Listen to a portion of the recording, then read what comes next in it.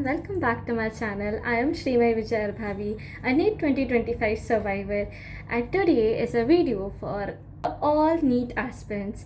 Whether वो 11th में हो, 12th में हो या ड्रॉपर हो, सबके लिए ये इम्पॉर्टेंट है और सबके लिए ये यूज़फुल होने वाला है. So please do subscribe to my channel. आपके एक सब्सक्राइब बटन से मुझे बहुत सा मोटिवेशन मिलता है to make more videos on my channel related NEET content. So please do subscribe, press the bell icon to get the latest notifications and of my new videos coming up. पहले हम बात करेंगे कि 2026-27 के लिए prepare कैसे करना है. NEET 26-27 के लिए पहले चीज़ है, अपने आप को ये बताओ कि आप कौन से कैटेगरी में फॉल करते हो. मैं अभी 2 कैटेगरीज बताऊंगी आपको. पहली कैटेगरी, अगर आपको सब कुछ आ रहा है, ओके, अब ऐसा लग रहा है कि नहीं मैंने सब कुछ प्रिपेयर किया है, मुझे सब कुछ आ रहा है, बट एग्ज़ाम के टाइम में, पेपर सॉल्विंग के टाइम में मैं कुछ तो गलती कर रही हूँ कि मैं सब कुछ कर पा रही हूँ बट वो घर पे आके कर रही हूँ, मैं अपने कंफर्ट जोन में कर पा रही हूँ, मैं पेपर के टाइम में बहुत डर जाती हूँ. तो उस सिचुएशन में आपको करनी है 2 चीज़. फर्स्ट इज़ अपना कॉन्फिडेंस गेन करो कि नहीं मैं कर सकती हूँ, मैं ये कर लूँगी, और अपने कंफर्ट जोन से प्रैक्टिस करते करते अपना लेवल बढ़ाते जाओ रोज़. ओके, पहले आप इजी अपने कंफर्ट जोन में, तो उसको थोड़ा थोड़ा चेंज करते करते आप एग्ज़ाम के माहौल तक पहुँचो.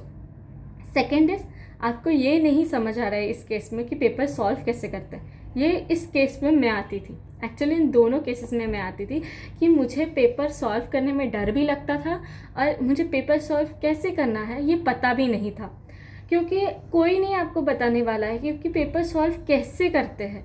तो उसके लिए मैंने एक वीडियो अपलोड कर दिया अपने चैनल पे, आप वो सब देख सकते हो. वो वीडियो एक्चुअली पूरा एक समरी है मेरे पूरे प्रोसेस का कि मैंने कैसे ये सारी चीज़ें फिगर आउट की कि पेपर सॉल्व कैसे कर रहे हैं, और वो सारी ट्रिक्स अपने पेपर में इम्प्लीमेंट की और बहुत ड्रास्टिक चेंज देखा. मतलब लिटरली मैं ज़ीरो से हीरो बन गई उस टाइम में जब मैंने ये सारी चीज़ों को देखा, पेपर सॉल्व कैसे करते हैं डिफरेंट. ये कैटेगरी के फर्स्ट कैटेगरी के 2 टाइप हो गए.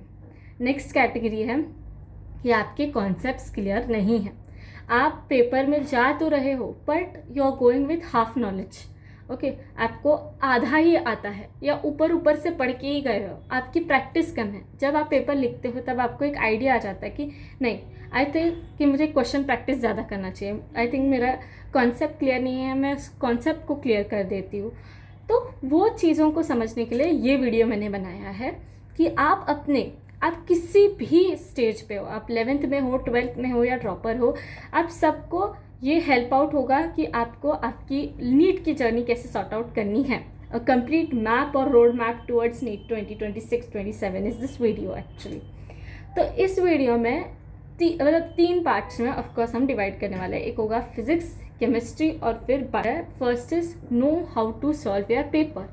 आपको पेपर सॉल्व कैसे करना है, अपनी स्ट्रैटेजी को पहले डिसाइड कर लो कि आपको बायो केमिस्ट्री फिजिक्स जाना है, फिजिक्स केमिस्ट्री बायो जाना है, ये आप डिसाइड कर लो. पेपर कैसे सॉल्व करना है, किस पैटर्न में सॉल्व करना है. Second is know your strength and your weaknesses. आपको अपनी स्ट्रेंथ और वीकनेस को जानना है, आपकी वीकनेस को आपको स्ट्रॉन्ग बनाना है और स्ट्रॉन्ग चीज़ों को स्ट्रॉन्गेस्ट बनाना है, ताकि आपको उस चीज़ में से कहाँ से भी क्वेश्चन पूछ लिया जाए तो you can answer them. Okay, this is very important. NCERT की line and line diagrams, graphs, table, ये सारे आपके क्लियर होने ही चाहिए. Okay, so starting with the main video. Okay, let us dive in. So first is physics. Physics के लिए सबसे ज़्यादा इम्पॉर्टेंट जो है वो है आपको अपना डिफ्रेंसिएशन और इंटीग्रेशन स्ट्रॉन्ग करना है. जैसे मैंने क्या किया था, आई रेफर्ड टू जेई के लेक्चर्स जहाँ पे इंटीग्रेशन, बेसिक इंटीग्रेशन और डिफ्रेंसिएशंस पढ़ा रहे हैं, तो वो पढ़ना ज़रूरी है. क्योंकि अगर आप नीट 2025 को देखो तो आपको ये पता चलेगा कि यहाँ पे इंटीग्रेशन और डिफ्रेंसिएशंस पे, वो भी बेसिक्स पे कितना ध्यान दिया है उन लोगों ने. Okay, so physics was less physics and more maths in NEET 2025. मैंने ये सारी जो चीज़ें हैं वो ना बस मैं नीट 2025 को ध्यान में रखते हुए कर रही हूँ, बट वो सारे पास्ट ईयर्स के पेपर्स को ध्यान में रख रही हूँ, क्योंकि आपको पता नहीं है 2026 का पेपर कैसे होने वाला है, 27 का. It's totally unpredictable. कि अपने को पता नहीं कि ये उतना ही हार्ड होगा जैसे 25 हुआ था, या वो इजी होने वाला है या मीडियम होने वाला है। तो आपको, अगर आपने ये वीडियो देख लिया तो आप सबके लिए प्रिपेयर। इसमें जैसे अगर आपने अपना इंटीग्रेशन डिफरेंशिएशन क्लियर कर लिया, उस पर बेसिक क्वेश्चन सॉल्व करो। आपको ग्राफ्स उसके कैसे होते हैं वो देख लो, समझ लो, और उस पर बेस्ड क्वेश्चंस भी सॉल्व करो।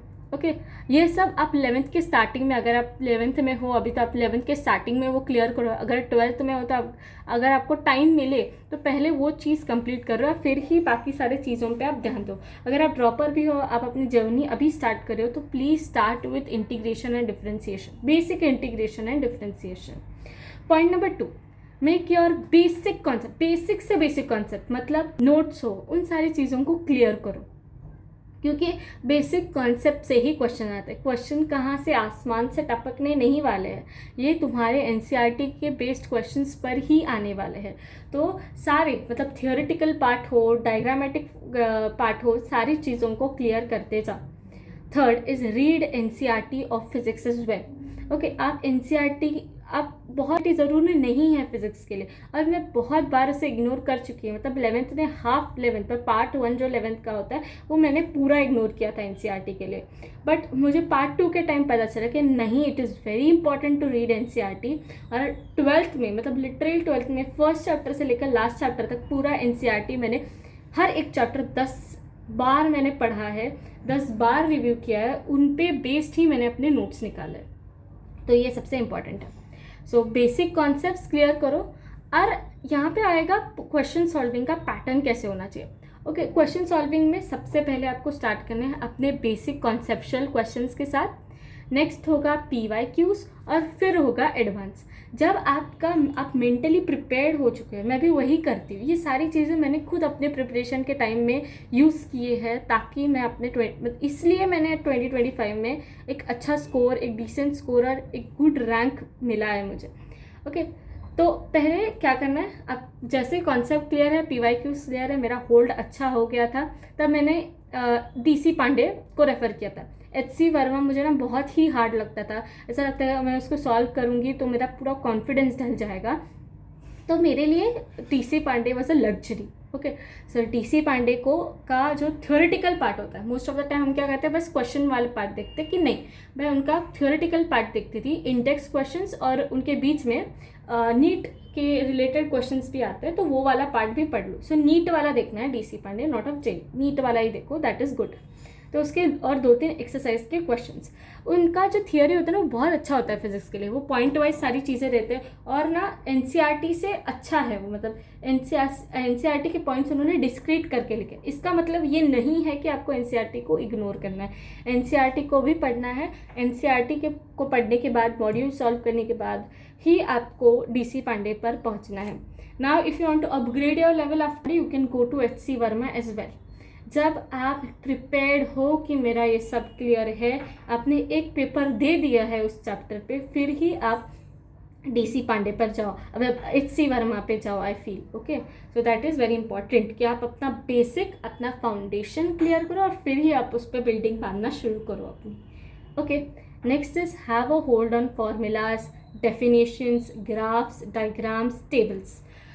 ये सारी चीज़ें एनसीईआरटी में होती है, तो आपको फॉर्मूलाज को लिटरली रोज़ रोज़ देखना है। फॉर्मूला शीट बनाओ, शॉर्ट नोट्स बनाओ, उन सारे शॉर्ट नोट्स में ग्राफ्स, जैसे मैंने वीडियो बना लिया है, ये शॉर्ट नोट्स का वीडियो कैसे बनाते हैं शॉर्ट नोट्स, वो वाले वीडियोस भी आप मेरे चैनल पे देख सकते हो। तो आपको पहले देखना है कि नोट्स बनाते कैसे हैं, फिर ही जाके आप इफ़ेक्टिव नोट्स बना पाएंगे। ओके क्योंकि मुझे भी नहीं समझ पा रहा था कि नोट्स कैसे बनाते हैं, फिर धीरे धीरे ओवर द टाइम जैसे मैंने पढ़ा, मैंने सीखा कि नोट्स बनाना, इफ़ेक्टिव नोट्स बनाना क्या होता है, वो कैसे बनाते हैं। तो वो सब करने के बाद मैंने अपने फिज़िक्स के मार्क्स में बहुत इम्प्रूवमेंट देखी है। Okay next is short notes. Formula sheet बनाओ, उसको रोज़ पढ़ो, मतलब रोज़ डेली सुबह उठना है, जैसे आप अपने आँख खोलो, आप फॉर्मूला बुक खोलो, उसको पढ़ो, और अपना होल्ड बनाओ अपने फॉर्मूलाज पे, डायग्राम्स पे या ग्राफ्स पे, क्योंकि ये सारे क्वेश्चंस नीट में आते हैं, ग्राफ बेस्ड क्वेश्चंस भी नीट में आ चुके हैं। Okay so that is very important. Direct formula based questions भी आते हैं। ओके, सो ये सारी चीज़ें फिज़िक्स में इम्पॉर्टेंट है। फिज़िक्स में सबसे ज़्यादा जो होता है वो होता है डर, कि मैं करूँ कैसे, मैं इसको फेस कैसे करूँ, मतलब नीट के फिज़िक्स को। तो इट इज़ वेरी इंपॉर्टेंट कि आप पहले अपने कंफर्ट जोन से स्टार्ट करो, ईजीएस्ट क्वेश्चंस प्रैक्टिस करो और फिर अपना लेवल बढ़ाते जाओ। अगर आप डर के सीधा एडवांस लेवल पे गए बस एक दो बार अपने कॉन्सेप्ट्स या पढ़कर या उनको क्लियर करके, तो आपको वो क्वेश्चंस नहीं आएंगे। टफ क्वेश्चंस, 2-3 सिंपल क्वेश्चंस को मिलाकर एक टफ क्वेश्चन बनता है। तो वो सारे questions, PYQ, short questions, formula based questions, ये सारे क्वेश्चंस प्रैक्टिस करो, अपने कंफर्ट जोन में प्रैक्टिस करो और फिर जाके पेपर अटेम्प्ट का लेवल बढ़ाते जाओ, अपना कंफर्ट लेवल उसके साथ बढ़ाते जाओ। जैसे हम कभी भी ट्रैवल करते तो हम ट्रेन से ट्रैवल कर रहे हैं, हम धीरे धीरे धीरे अपने बॉडी को अडेप्ट करते चलते हैं, फिर ही जाके जब हम हायर लेवल पे पहुंचते हैं या हाई अल्टीट्यूड पे पहुंचते हैं तब अपनी बॉडी उसको एडजस्ट कर पाती है। हम डायरेक्टली अगर प्लेन पकड़ के जाएंगे तो हमारी बॉडी इतने ईजिली उन सब चीज़ों को अडेप्ट नहीं करेगी। So it is very important कि आप धीरे धीरे अपना लेवल बढ़ाओ, don't jump towards higher level, वो आपका कॉन्फिडेंस लो कर सकते हो। So that is very important physics में। कॉन्फिडेंस गेन करो अपने इस पे, अपने होल्ड रखो शॉर्ट नोट्स पे, फॉर्मूलाज पे, डेटास पे, और NCERT रीड करो। नीट में फिज़िक्स की NCERT पढ़ना is very very very important, क्योंकि मैंने इग्नोर किया था, बट व्हेन आई रियलाइज़ कि इट इज़ वेरी इंपॉर्टेंट, मैंने पढ़ना शुरू किया था एंड अच्छा रिजल्ट आने लगा उसके बाद। Next part is chemistry. Chemistry में बहुत सा डेटा, एक्सेप्शंस, ओके, सो इसलिए इट इज़ इम्पॉर्टेंट कि आप NCERT पे होल्ड रखो। Okay, point 1, focus on more and more on NCERT reading. NCERT reading बढ़ाओ, टेबल्स को अच्छे से रिव्यू करो, इंक्रीजिंग डिक्रीजिंग ऑर्डर, सारे IUPAC नॉमेनक्लेचर वो भी क्लियर करो, और सारे जो कंपाउंड्स दिए हैं NCERT में वो पढ़ो, रिएक्शंस दिए हैं वो पढ़ो, क्योंकि नीट में वो पूरा रिएक्शंस ही उतारते हैं वो पेपर पे। Okay, you can easily find out कि ये पूरा बुक का छापा है। सो आप अपने NCERT रीडिंग को ज़्यादा से ज़्यादा करो। फॉर ऑल फिजिकल, इनऑर्गेनिक और ऑर्गेनिक। इनऑर्गेनिक के लिए तो सबसे ज़्यादा वो मस्ट है मैं बोलूँगी, क्योंकि बहुत सारा फैक्चुअल डेटा वहाँ से आता है। एक्सेप्शंस को ध्यान रखने के लिए मैं बोलूँगी कि आप अपने दिमाग को लॉजिक दो। जितना आप अपने दिमाग को लॉजिक दोगे वो उतना परसीव कर पाएगा। वो ऐसा नहीं कहेगा कि मुझे नहीं समझ रहा है तो मैं बस रट्टा मार लूँगा, या मुझे कुछ समझ नहीं रहा है मैं से लर्न कर लूँगा। नहीं, उन चीज़ों को समझो, उन एक्सेप्शंस को लॉजिक दो कि ये क्यों है, और फिर ही उनको याद रखो, तभी वो इफ़ेक्टिवली आपको बहुत देर के लिए रिटेन होगा। रट्टा मारी वाली चीज़ होगी ना, वो बस एग्ज़ाम तक याद रखेगी, आपको एग्ज़ाम के पेपर तक भी याद नहीं रहेगी कि नहीं, उसकी भी गारंटी नहीं है। इसलिए learn things by giving your brain logic. Okay, वो सबसे ज़्यादा इंपॉर्टेंट है। Second is focus on increasing and decreasing orders, acidity हो, बेसिसिटी हो, atomic size, radius, etcetera etcetera, कुछ भी हो चीज़ें, सबका इंक्रीजिंग डिक्रीजिंग ऑर्डर पे फोकस करो। Next is formulas. फिजिकल के लिए वो सबसे ज़्यादा इंपॉर्टेंट है, तो फॉर्मूलाज को रिव्यू करो, क्वेश्चन सॉल्व करो, बेसिक क्वेश्चन से स्टार्ट करना है और फिर एडवांस लेवल पे पहुंचना है। तो मैं अपने प्रिपरेशन के टाइम में JEE के टीचर से ही पढ़ती थी। ओके, सो मैंने अपनी केमिस्ट्री पूरी JEE के टीचर, यूट्यूब से जब मैं पढ़ती थी तो मैंने पूरा JEE के टीचर से ही पढ़ा है, ताकि मैं वो हाई लेवल वाले इससे रेडी रहूँ। तो physics got a kind of easier for me during my NEET. Next is make notes with proper guidance. अगर आपको पता ही नहीं है नोट्स कैसे बनाना है, या आपको ये नहीं समझ आ रहा है कि क्या इंक्लूड करना है नोट्स में, तो आप वीडियोस का रेफ़र करो। उसका भी वीडियो मैंने अपने चैनल पे अपलोड किया है, वो भी वीडियो आप देख सकते हो, जहाँ पे मैंने बताया कि इफ़ेक्टिव नोट्स कैसे बनाते हैं। तो पहले नोट्स बनाना सीखो, फिर नोट्स बनाओ और फिर उनको रोज़ पढ़ो। That is very important. ये 3 चीज़ें ज़्यादा से ज़्यादा इंपॉर्टेंट है अगर आपको अपने सब्जेक्ट्स को स्ट्रॉन्ग करना है तो। Next is be clear with process का नेम। ओके, डिकॉन्स प्रोसेस, कॉन्टैक्ट प्रोसेस, या कोई भी रिएक्शन के नाम हो, रोजनमेंट, स्टीफन, ये सारी रिएक्शंस के नेम्स, प्रोसेसेस के नेम्स के साथ आप आपका होल्ड होना चाहिए। उसके बाद उनके रिएजेंट और रिएजेंट या उनका कंडीशंस हो गया, एटमॉस्फेरिक कंडीशंस, वो भी याद रखना सबसे ज़्यादा इम्पॉर्टेंट है, क्योंकि वो सारी चीज़ें जो नीट में पूछी जाती है। मोस्ट ऑफ द टाइम यही चीज़ें हैं जो हम इग्नोर करते हैं, but these are the scoring part. Okay, so आप वो ध्यान में रखो कि आप वो सब कंप्लीट कर रहे हो, आपके प्रोसेसेस के नाम क्लियर है, आपको रिएजेंट्स वहाँ पे क्या यूज़ हो रहा है वो पता है, आपके लास्ट में प्रोडक्ट क्या बन रहा है वो भी याद है। So this is very important. Next is learn whole periodic table. Periodic table सबसे ज़्यादा बेसिक होता है पूरे नीट प्रिपरेशन में, क्योंकि आपको पी ब्लॉक 11 12 आ जाएगा, D and F block 12th में आ जाएगा, पीरियोडिक क्लासिफिकेशन 11th में आता है।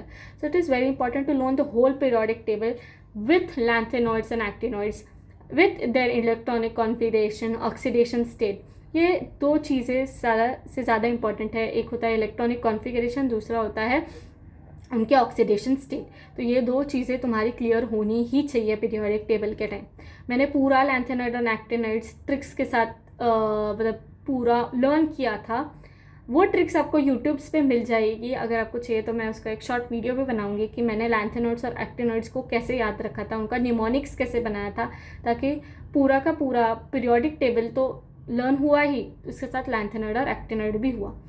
जो डिफरेंट चीज़ें लग रही है, जो ऐसा लग रहा है कि नहीं मुझे ये डिफरेंट लग रहा है, इनका कॉन्फ़िगरेशन डिफरेंट है, यहाँ पे एफ ऐड हो रहा है, यहाँ पे एस सबशेल ऐड हो रहा है, डी ऐड हो रहा है, तो उन चीज़ों को नोट डाउन करो, उनको बॉक्स करो अपने बुक में, सो दैट इट हाईलाइट्स कि ये आता है।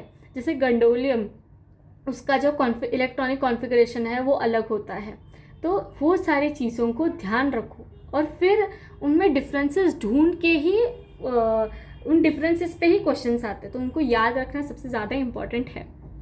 नेक्स्ट इज़ केमिस्ट्री में ऑर्गेनिक की प्रैक्टिस करना है, रोज़ रोज़ प्रैक्टिस करो, फार्मूलाज रोज़ रोज़ लिखो फॉर फिजिकल, उनके एग्जाम्पल्स लर्न करो, सकती हूँ, और रोज़ रोज़ पढ़ने का ट्राई करो।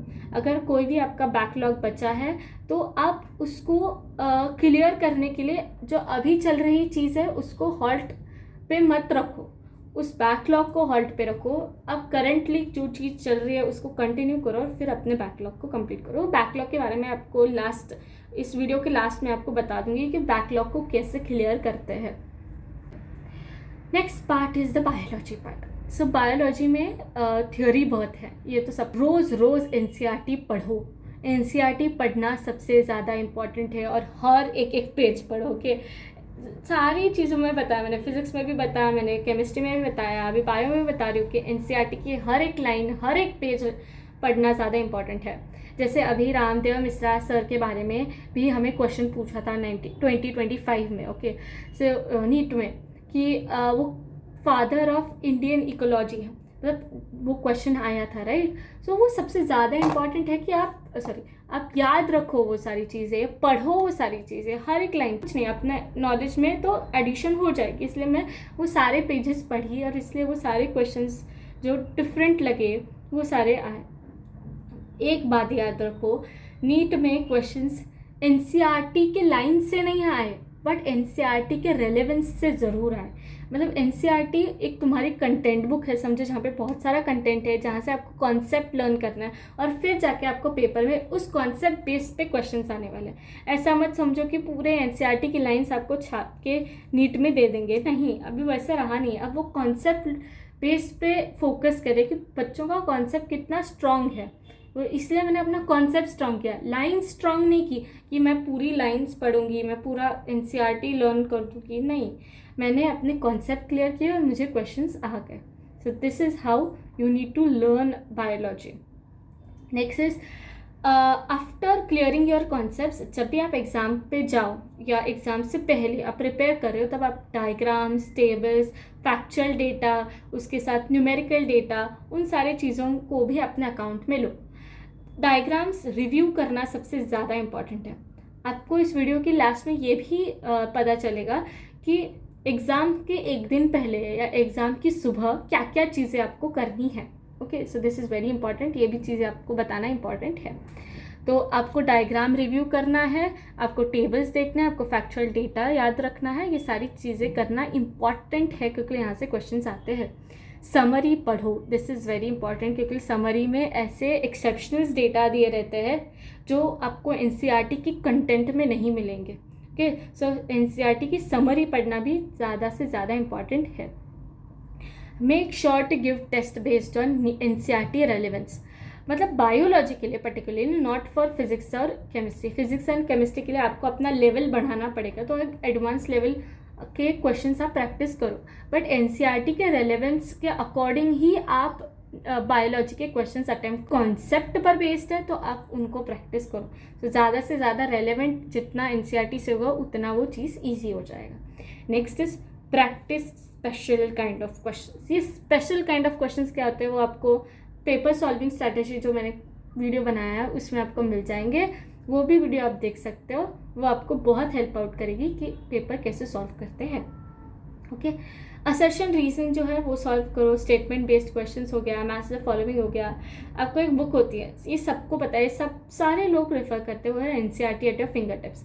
इसमें ना आपको अलग अलग सेक्शंस मिल जाएंगे, मैच द फॉलोइंग के लिए, स्टेटमेंट बेस्ड क्वेश्चंस के लिए, असर्शन रीजन के लिए। तो असर्शन रीजन बहुत ही यूजफुल हुआ था कि मैंने अपने last 3 months of my preparation में ये सारी चीज़ें, असर्शन रीजन पूरा उसका सॉल्व कर लिया था 2 से 3 बार, टू मेक श्योर कि मेरा असर्शन रीजन पे एक अच्छा ग्रिप बने।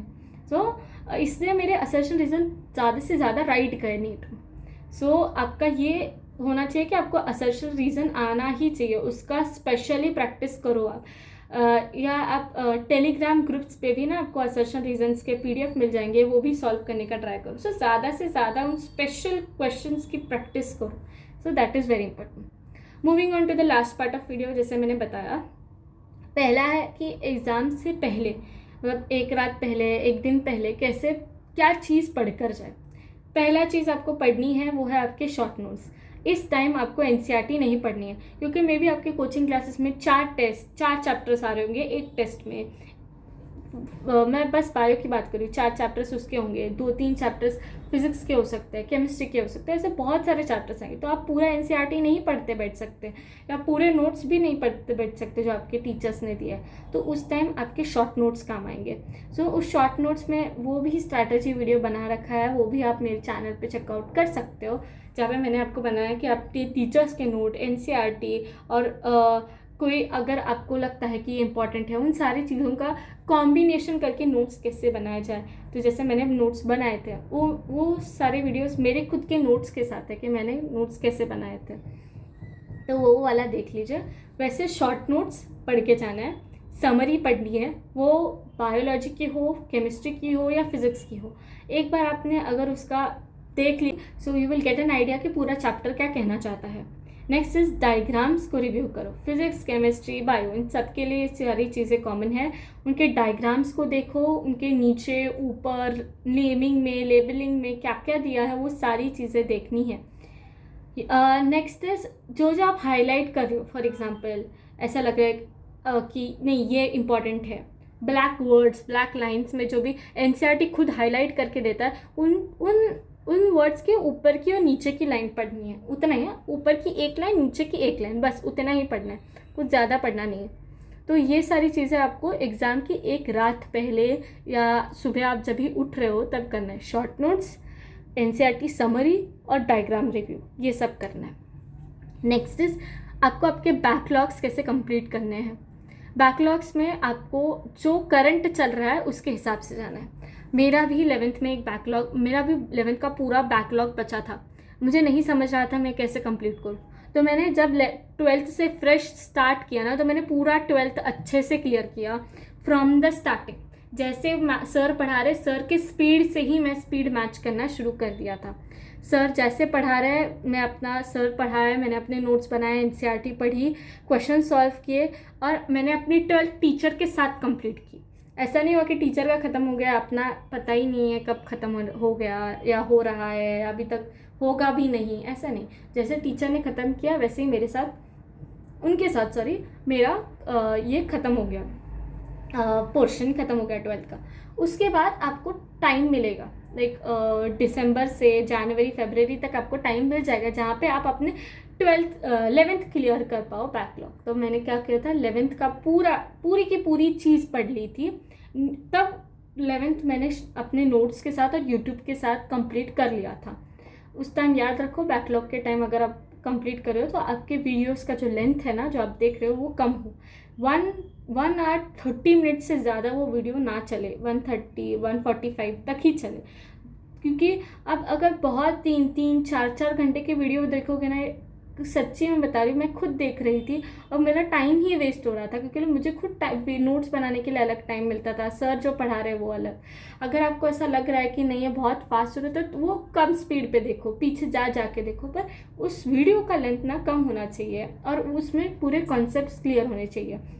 वो देखने के बाद आप क्वेश्चन सॉल्विंग का अलग वीडियो देखो। ओके, वो अपने कॉन्सेप्ट क्लियर कर दिया, फिर जाके आप मैं वैसे कर देती हूँ, कॉन्सेप्ट क्लियरेंस का वीडियो देख लिया, उसके बाद मैंने कॉन्सेप्ट क्लियर कर दिया, अपना मॉड्यूल फिर से एक बार सॉल्व कर दिया, पेपर देख लिए, पेपर रिव्यू कर लिए कि मैंने क्या गलती की थी, ये सॉल्व कैसे करते हैं। फिर जाके मैंने क्या किया था, अपना क्वेश्चन सॉल्विंग का अलग वीडियो देख लिया था, जो जेई लेवल के क्वेश्चंस होते हैं उनको कैसे सॉल्व करते हैं वो वाला वीडियो देख लिया था। सो this is how you can clear your backlogs of 11th। Okay, ये 11th हो या 12th हो, जो करंट चीज़ चल रही है उस पर फोकस करो। वो करंट चीज़ जब ख़त्म हो जाए तब आप अपना पिछला वाला बैकलॉग शुरू करो। Okay, that is very important. और बायो को रिव्यू करते जाओ, मतलब 12th में ना बायो को भी, 11th की बायो को रिव्यू करते जाओ, उसके क्वेश्चंस ऊपर से सॉल्व करो। Okay, and make your learning more interactive and more fun. आपको ये पढ़ाई एक बर्डन की तरह नहीं लेना है, एक मज़ा की तरह लेना है, एक फ़न की तरह लेना है। क्योंकि आप जितना उस सब्जेक्ट से, उस पढ़ाई से प्यार करना शुरू करोगे, you will start liking it, it will help you more. और आपके मार्क्स में भी आपको वैसी इंप्रूवमेंट दिखेगी। So if you like this video, please like, share and comment how you liked it. और ऐसे और कौन सी चीज़ें होंगी नीट रिलेटेड जो मैं आपसे शेयर करूँ ऐसा आपको लगता है, तो वो सारे चीज़ों को भी आप बता सकते हो। एंड प्लीज़ जो सब्सक्राइब के लिए आपका एक सब्सक्राइब बटन दबाने से मुझे बहुत सा मोटिवेशन मिलता है। And I really request you to please press the subscribe button and bell icon to get the latest notification on the channel. Stay tuned, keep watching, keep learning. Till then, bye bye.